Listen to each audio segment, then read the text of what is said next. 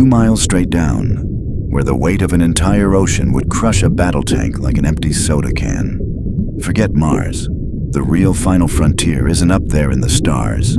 It's right here, in the crushing darkness of the abyss. And humanity is about to claim it.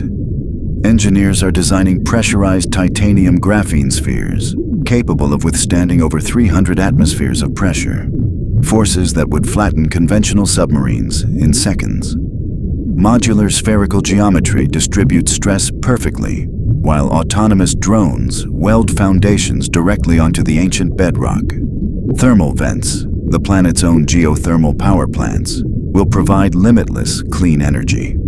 Seawater electrolysis will crack H2O into breathable oxygen, and specially cultivated bioluminescent algae will not only light our cities but feed them too. The challenges are brutal.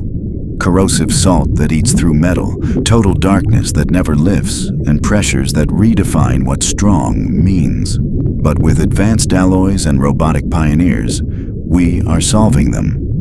This isn't science fiction. This is the next chapter of human civilization. A permanent, self-sustaining colony beneath the waves. A sanctuary, a laboratory, a new home. Because if we can thrive where the ocean itself tries to crush us, we can thrive anywhere.